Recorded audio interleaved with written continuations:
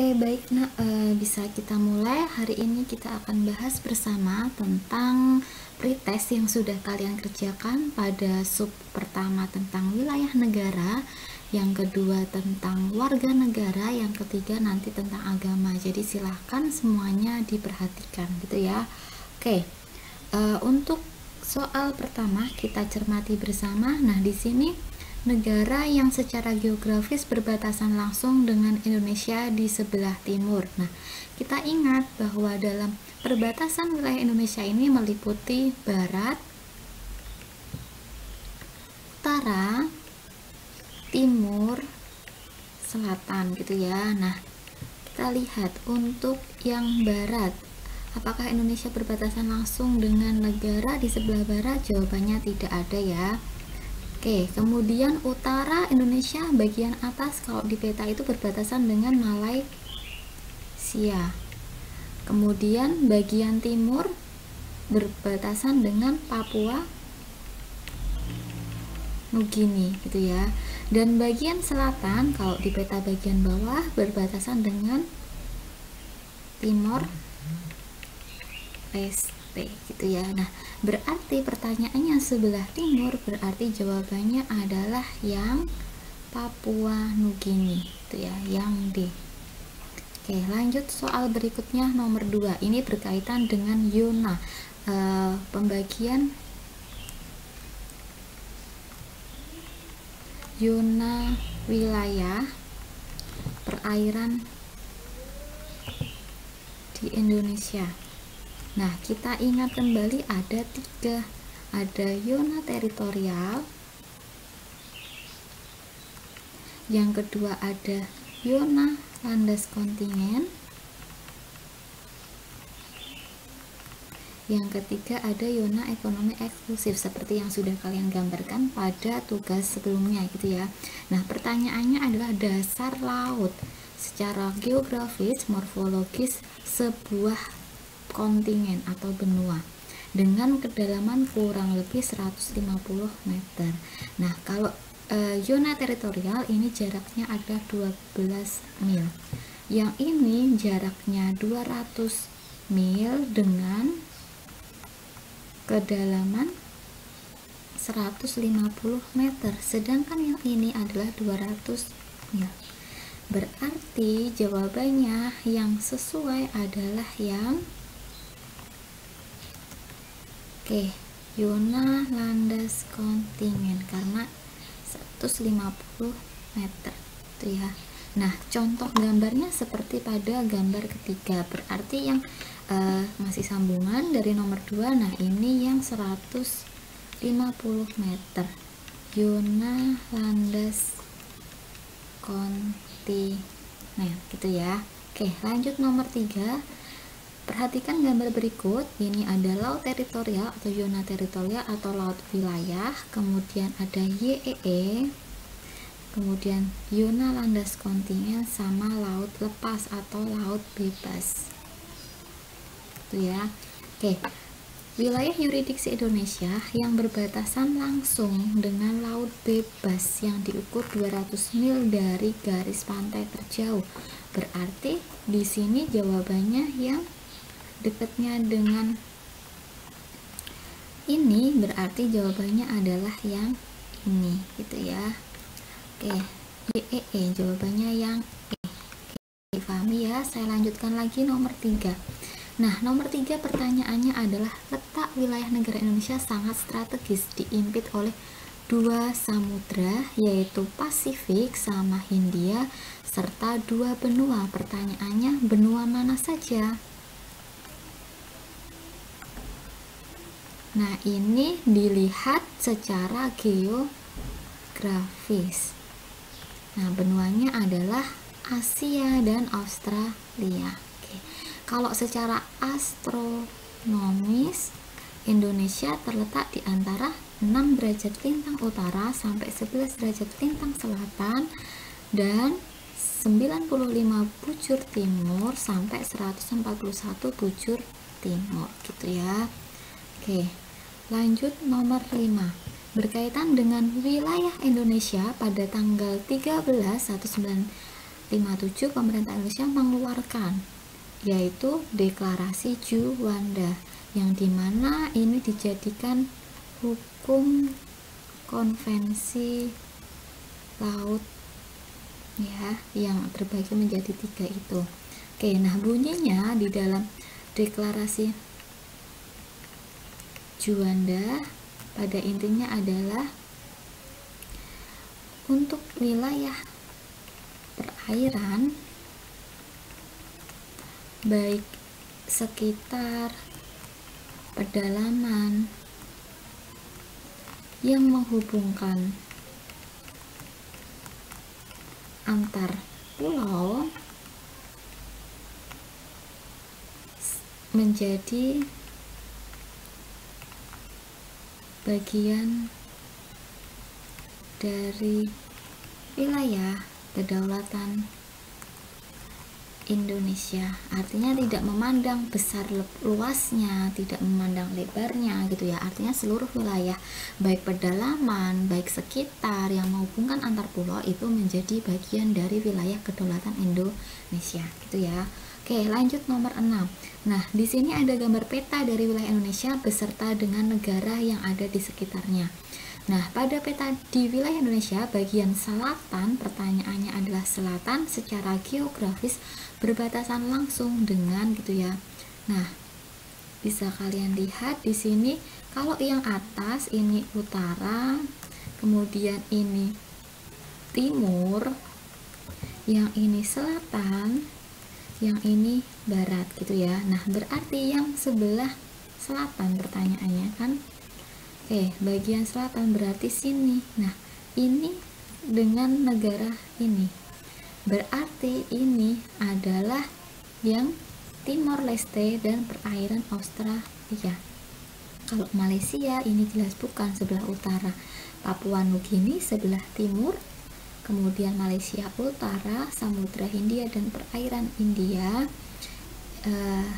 Ini adalah selatan, tetapi yang lebih tepat ini adalah yang negaranya secara geografis gitu ya. Oke, perairan India ini barat gitu ya, berarti ini bukan, ini bukan.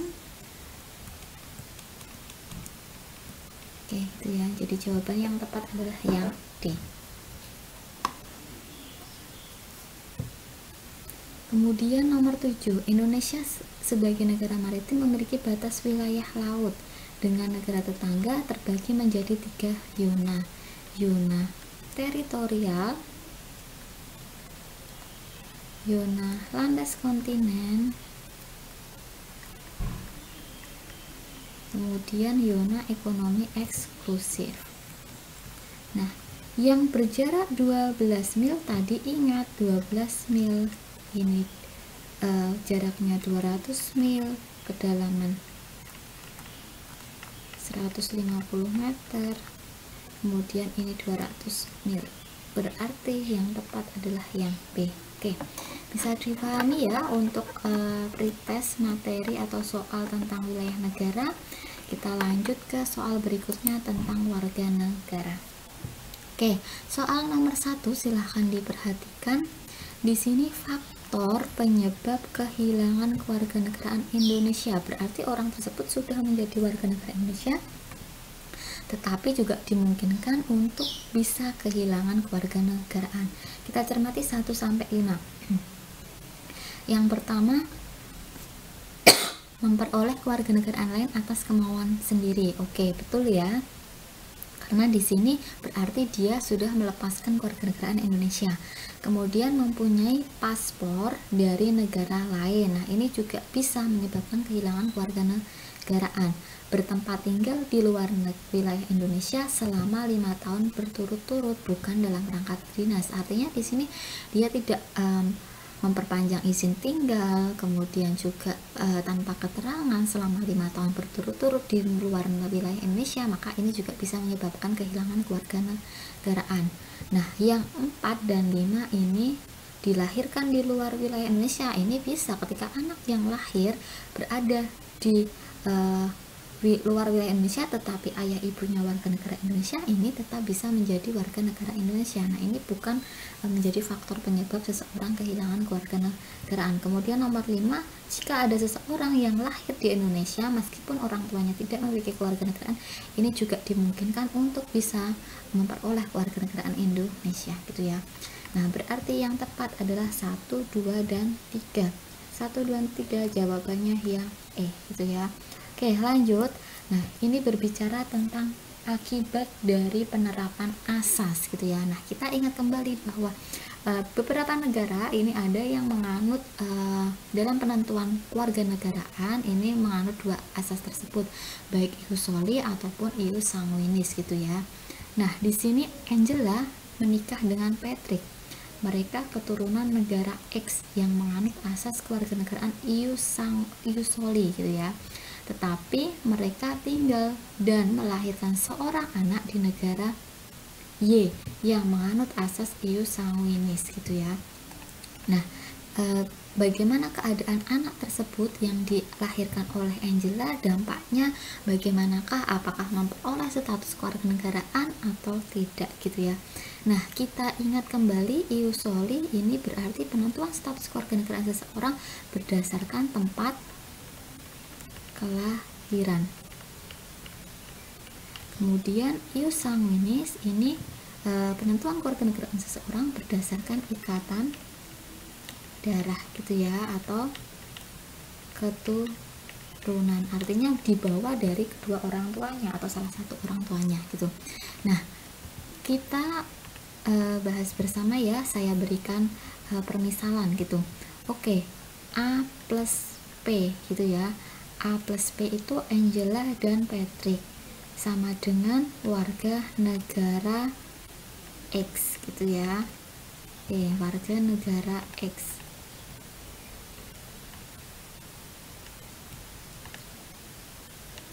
Oke, kemudian selanjutnya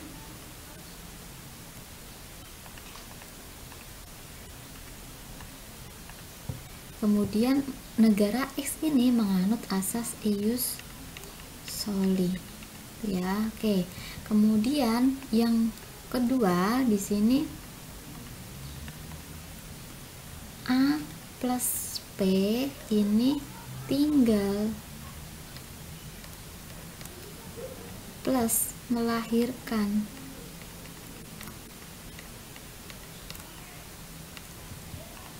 di negara X Y gitu ya. Negaranya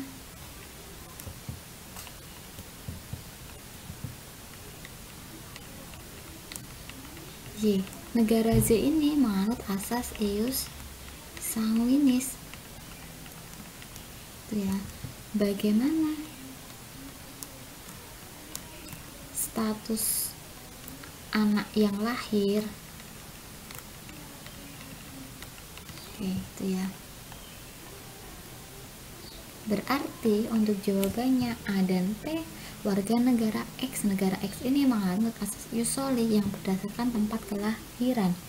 Kemudian tetapi A dan P ini mereka tinggal dan melahirkan anak di negara Y yang menganut ikatan darah. Nah, bagaimana anaknya gitu ya. Nah, karena dia tinggal dan menetap di negara Y yang mana ini menganut ius sanguinis, sedangkan mereka bukan warga negara di mana mereka tinggal, maka ini memberikan dampak anak tersebut tidak mendapatkan kewarganegaraan atau apatrid ya, tidak mendapatkan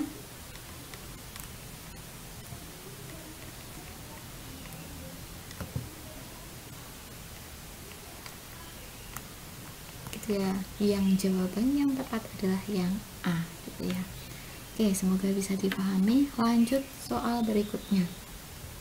Pernyataan yang benar mengenai apatrid apa ini? Berarti cari jawabannya yang sesuai dengan ini, tidak mendapatkan kewarganegaraan. Berarti yang D gitu ya, seseorang yang tidak mendapatkan kewarganegaraan. Selanjutnya, Kuronomo Sawako, seorang pelajar dari Jepang. Ia mengikuti program pertukaran pelajar di Indonesia. Ia harus tinggal di Indonesia selama masa studinya. Tinggal, itu ya. Dapatkah Kuromo disebut dengan penduduk gitu? Nah, di sini jawabannya adalah kita ingat pasal 26 ayat 2 di mana penduduk adalah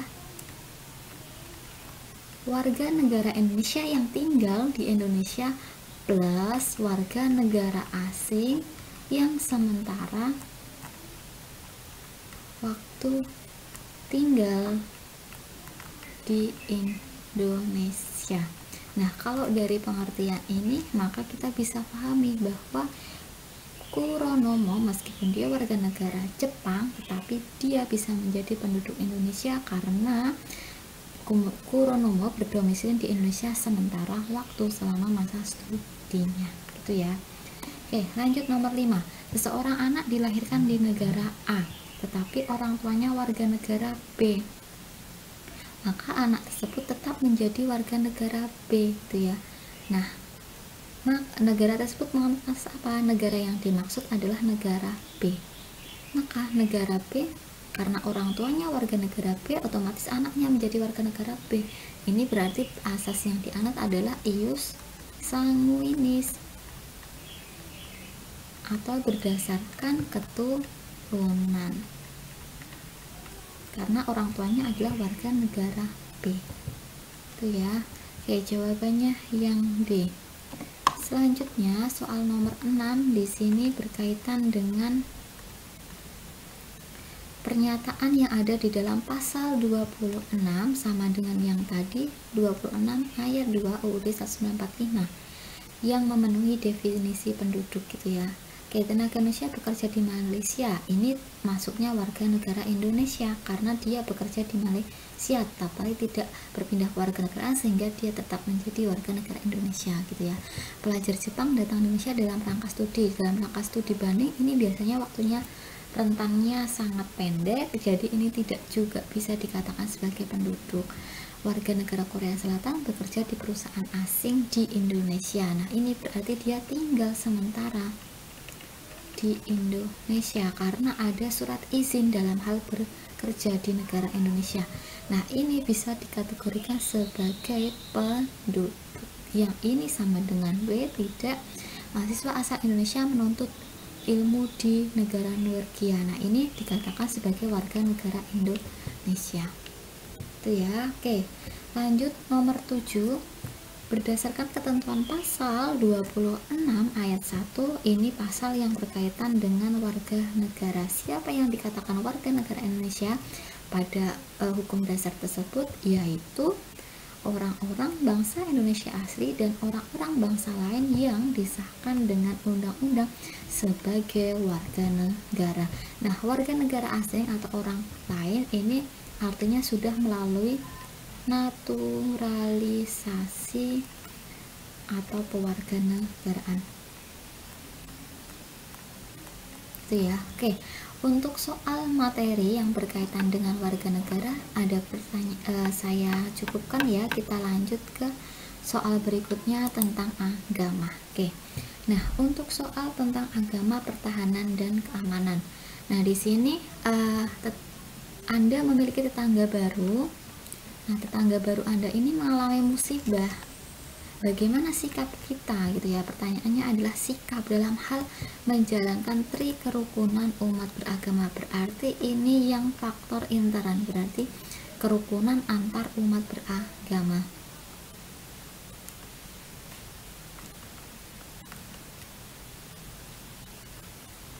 Ekstern ya, maaf saya ralat, yang ini tentang ekstern berarti actionnya atau tindakannya.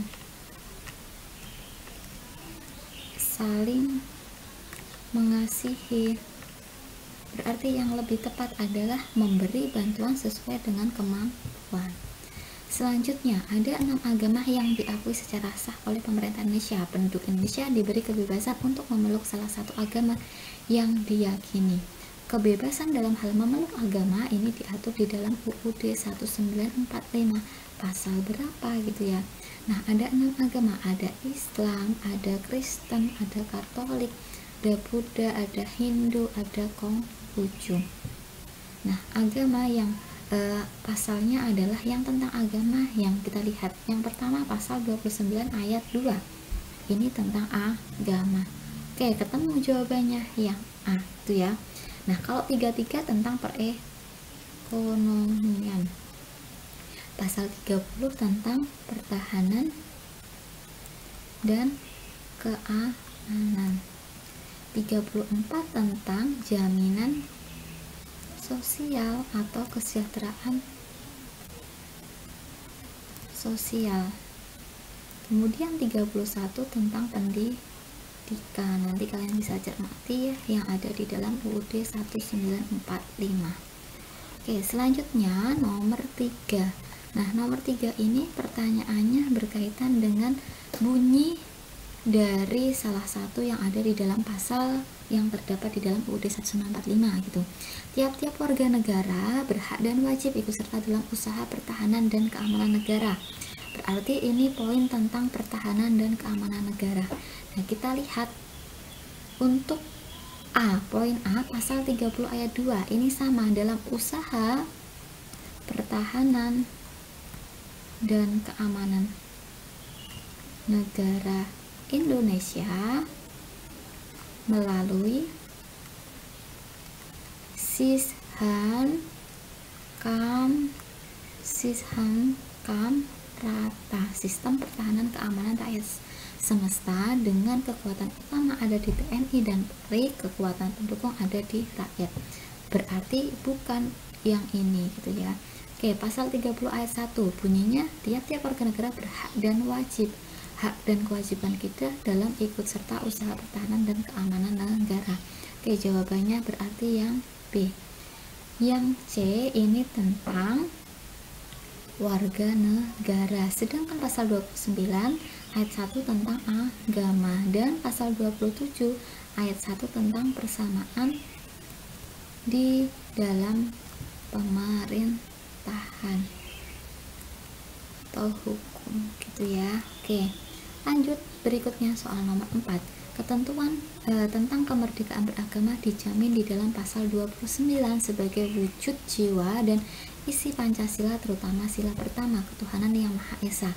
Sila pertama Pancasila pada pasal 29 UUD 1945 membuktikan bahwa ketuhanan yang Maha Esa, berarti di sini negara mengakui adanya Tuhan gitu ya, karena ketuhanan yang Maha Esa. Nah, dengan negara mengakui adanya Tuhan, maka di sini setiap warga negara dibebaskan untuk memeluk agama, tetapi diwajibkan memilih sesuai dengan keyakinan dan kepercayaan masing-masing.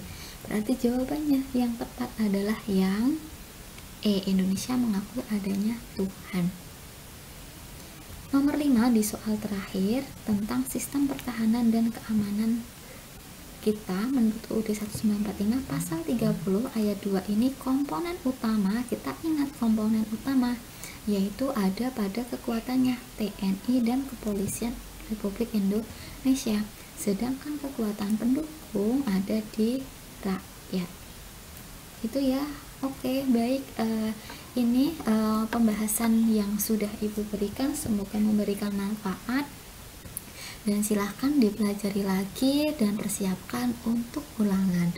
Baik, terima kasih dan selamat berlatih dan selamat belajar semua.